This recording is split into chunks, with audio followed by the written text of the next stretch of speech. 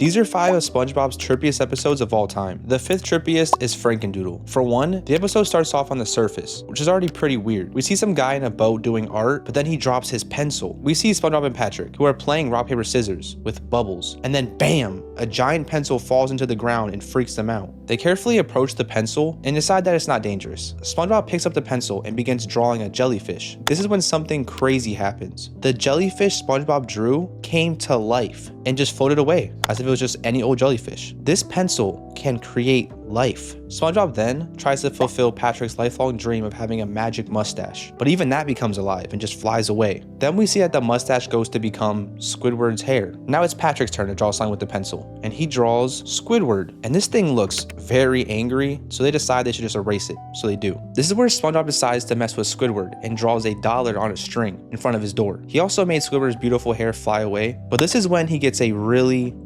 bad idea. He draws a version of himself to prank Squidward, the Doodle Bob. So the drawing goes up and knocks on Squidward's door, but instead of just pranking him, he starts beating him senseless. This is when Doodle Bob tackles SpongeBob and Patrick and steals the magic pencil. This can't be good. They search the town for Doodle Bob and they find a suspiciously drawn pineapple, so they check it out, but it turned out to be a trap. This is honestly scary. Even though Doodle Bob can't talk, he's still smart enough to trap SpongeBob and Patrick. They try to leave the hole, but Doodle Bob keeps hurting them with random drawn weapons like a wrench and a bowling ball. They chase Doodle Bob out to a field and try to surprise him, but he bursts through a wall and throws SpongeBob. SpongeBob was able to get the pencil back though, and he finally erases Doodle Bob. Or does he? SpongeBob even gets cocky. I am SpongeBob, destroyer of evil. But then we see that SpongeBob left his arm and it crawls away. And then of course, in the middle of the night, Doodle Bob sneaks into SpongeBob's house and redraws himself. Doodle Bob is back and he's mad. This is when Doodle Bob speaks English for the first time. You doodle, me SpongeBob. Doodle Bob is now trying to erase SpongeBob and even erases some of his face and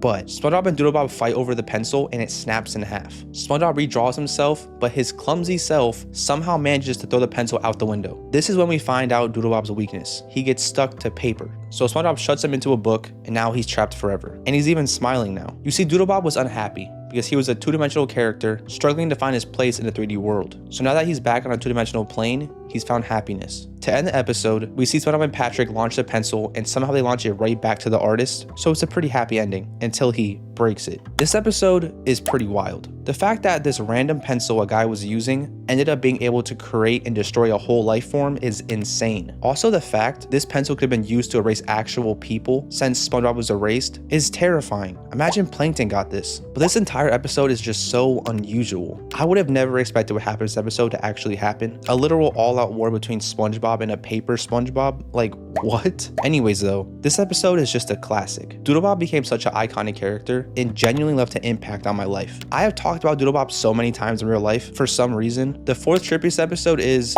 I Was a Teenage Gary. The episode starts off with Gary getting his daily exercise. Then SpongeBob plays fetch with Gary and he moves so slow that SpongeBob literally takes a whole nap by the time Gary brings the ball back. Patrick bursts through the door, asking if he's ready for the annual jellyfish convention and ukulele bottom. The problem is, SpongeBob can't go because he doesn't have anyone to watch over Gary. This is when Squidward luckily knocks on the door, asking if SpongeBob can stop leaving his underwear in his yard. But he just ignores him and asks Squidward if he can watch Gary for the weekend. Squidward rejects the offer at first, but once he hears that if he does this, they'll be leaving for the weekend, he has a complete turnaround. This is where SpongeBob tries to teach Squidward how to care for snails, but he's completely focused on relaxing, so he completely blocks out everything, which can't be good. The bus shows up and the two friends leave for the trip. And Squidward literally spends the entire next 3 days sitting in his chair, tanning, and doesn't care for Gary at all, which is honestly pretty messed up of him. He doesn't even get up until the bus gets back. This is where he finally remembers about Gary, and he runs inside to try to take care of him, but he looks pretty bad. SpongeBob sees the floppy, sad-looking Gary and screams in terror. So SpongeBob calls over a vet, but he doesn't really help at all. He says a shot of snail plasma must be administered, and the reason why is insane, but we aren't there yet.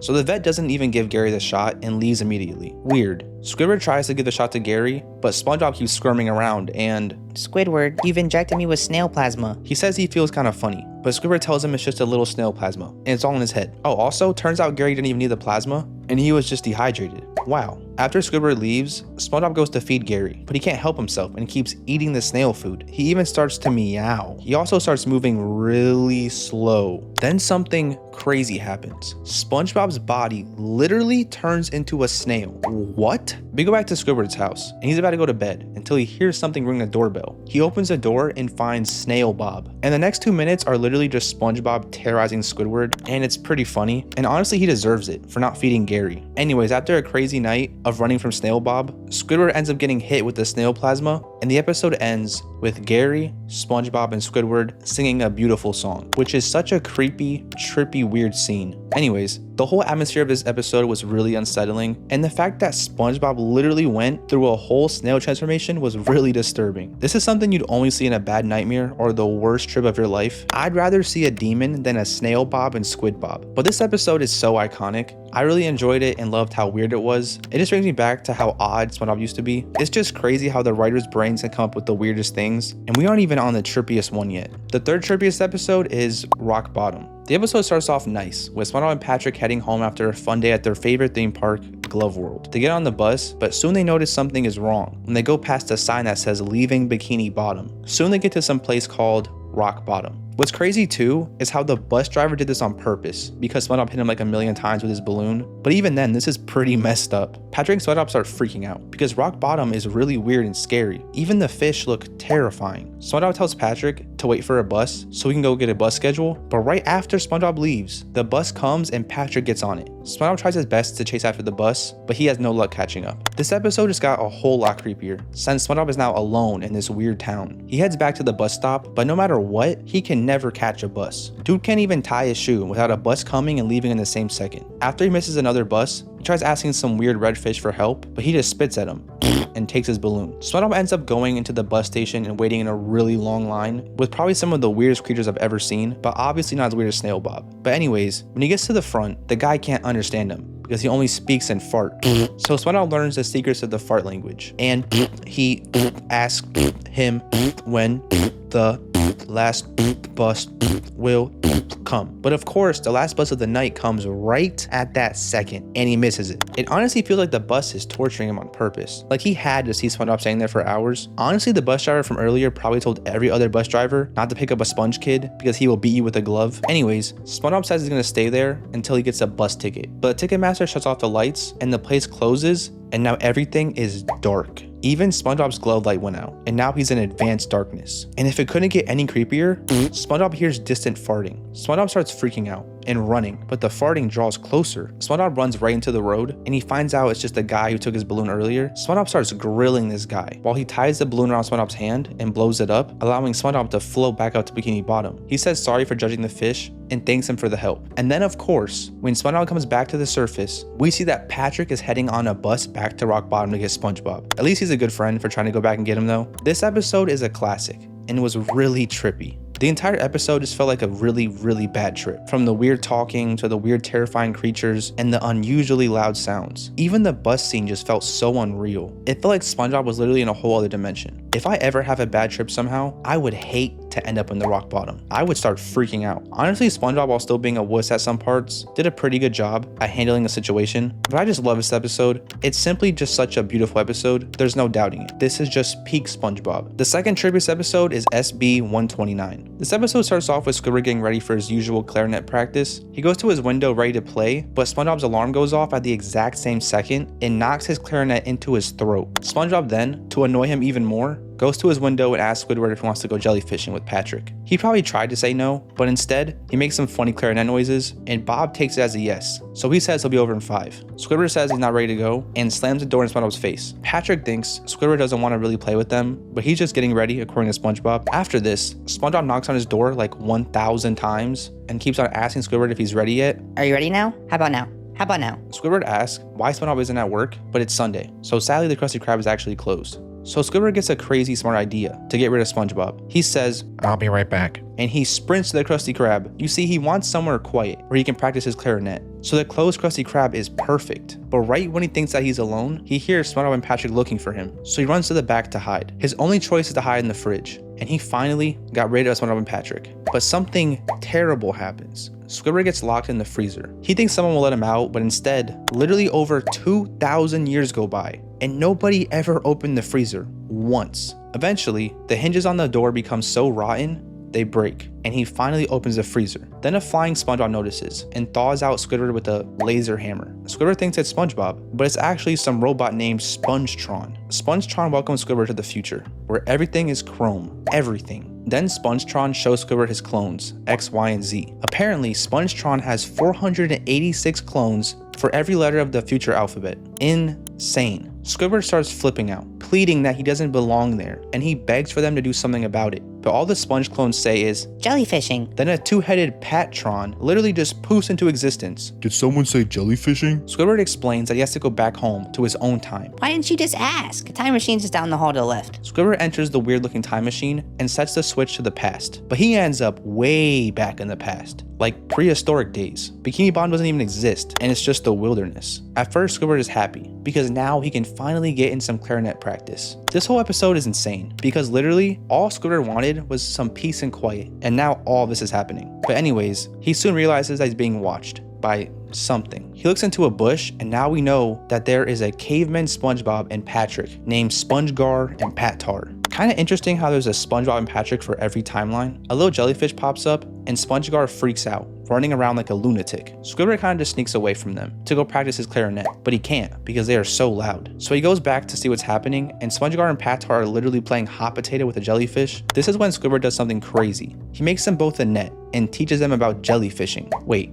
did Squidward invent jellyfishing? Maybe that's a reach, but Squidward goes to finally practice his clarinet, but the noise makes SpongeBob and Patrick freak out, and they chase Squidward back to the time machine, and he gets so desperate to leave, he breaks the time machine by pulling the lever too hard. The time machine even calls Squidward a loser. A bunch of crazy colorful visuals happen, but now Squidward is in nothing. Squidward got sent to a whole timeline where he's all alone. At first, he's happy that he's all alone, but soon it starts to drive him crazy. Alone. He sweats and runs around like a maniac, but he can't find the time machine until he somehow breaks the floor and just falls into it. He cries that he misses Bikini Bottom and even SpongeBob, and I think the time machine actually hears him because it sends him right back to his timeline. Squidward is finally back home and extremely relieved. But this is where we find out something crazy. Squidward actually did invent jellyfishing by showing it to Spongegar and Patar. So that time machine was actually real. This episode was insanely trippy and really enjoyable to watch. The fact that SpongeBob and Patrick existed no matter what left me with a lot of questions. Do SpongeBob and Patrick have the power to transcend timelines? The nowhere dimension was actually terrifying too. Squidward was only there for a few minutes and started to lose his mind. Imagine if he was stuck there forever. Anyways though, I genuinely love this episode, and it is a very beloved episode by fans. I always see somebody talking about this episode all the time. If I was to show a new person an episode of SpongeBob, I would definitely show him this episode. It has every good element of a SpongeBob episode, while also showing how talented and creative these writers can get. I have a hard time believing a sober mind came up with this episode. Now finally, the trippiest episode is Squidward in Clarinet Land. The episode starts off with Squidward having a horrible day as usual, but something is different. He's in a great mood, which honestly is kind of explained by hinting that Squidward is actually using drugs. When Mr. Krabs says Squidward is in a great mood and asks if he's received any decorative soaps in the mail recently. Apparently though, he has a recital right after work, which is why he's so happy. But when he pulls out his clarinet, a baby drools on it, and that was enough to send him right over the edge. Squidward comes to Mr. Krabs demanding a place to put his stuff. Squidward bargains with Mr. Krabs and they come to an agreement. Mr. Krabs pulls out his Navy locker, which is as good as new, and a literal dead Navy soldier even falls out of the locker. Like what? Mr. Krabs tells Squidward that he's gonna have to share his locker with SpongeBob, so they both have a place to put their stuff. And Squidward doesn't really mind, but the thing is filthy. SpongeBob uses his sponge powers to clean the safe and makes it look pretty good honestly. Then they both go back to work, but in between, SpongeBob does some crazy renovations on the safe, and when Squidward goes back to the safe, he notices that he can walk inside of it now. SpongeBob says he just expanded it a little bit. But how did this dude expand the inside of a safe? Squidward just wants to know where his clarinet is, but SpongeBob shows him that it's safe in one of the drawers. Squidward then tries to go back to work, but it's really distracting him, hearing SpongeBob go crazy on the safe. Squidward starts getting really worried about his clarinet, and goes into the safe again to check on it, but according to a note SpongeBob left, it got moved during reconstruction. So he goes to where the note tells him to go, but all he finds is another note with a random number on it. He tries to find SpongeBob, but this place is like a whole entire maze inside of this tiny little safe. Tell me that isn't trippy. Squidward walks around for a bit until he finds a little space he can crawl through, which leads to a stage. He then ends up in a giant field full of clarinets, and even one that's able to move around on its own. Squidward then sees SpongeBob in the distance and chases him. And by the way, SpongeBob is actually pretty scary in this episode, which is crazy that this geeking little sponge is scary. But anyways, he runs into this creepy eaglehead, who is the keeper of the Hornet Forest. He tells the keeper that he's trying to find his clarinet, but the being just laughs in his face and tells him that no clarinet is owned. Squidward makes a big mistake because he ends up making the giant eaglehead mad, and he grabs him with his tongue. I don't appreciate your tone. Apparently this is a sacred place where clarinets are truly free, so Squidward needs to learn some respect. The giant eagle then literally eats Squidward, but somehow SpongeBob is also in there too. And this is where things get even more trippy. Squidward tackles SpongeBob, but somehow he's no longer in the eagle, and he's in some yellow room. Squidward sees his own reflection come to life, and oh my gosh, they're honestly terrifying. Squidward then keeps chasing SpongeBob and ends up falling into a pinball machine as Patrick's prize. This is very unsettling. After this, a vacuum explodes and literally sends SpongeBob and Squidward into space. This episode just keeps getting even more trippier. It's hard to even explain it. Squidward finally catches SpongeBob and the safe opens up. Squidward even looks like he just tripped so hard. It's honestly hard to tell if this place was even real, or if Squidward was on some psychedelics or something. SpongeBob was never in the safe. Squidward is really mad though, because this whole time, SpongeBob had his clarinet. So he shoves him into the safe, ties it up, and throws it onto the bus. It's finally time for the recital, but when Squidward opens up his clarinet case, it's SpongeBob. Honestly, SpongeBob has to be able to teleport or something, because there is literally no way he does some of this stuff. This episode is easily the trippiest SpongeBob episode, and the ending has you questioning the entire thing. Clarinet Land was extremely weird, and don't get me started on that eagle head. That thing was terrifying. Did SpongeBob ever even renovate the safe? But I honestly could never explain this episode to anyone. I've never done psychedelics, but this episode made me feel like I have. I genuinely really enjoy this episode though. It's easily one of my favorites because of how insane it is. It was extremely memorable. But I don't know, man. I'm just a guy watching TV and sharing my opinion and stuff, or maybe you're just hallucinating. Wake up. Wake up. Wake up.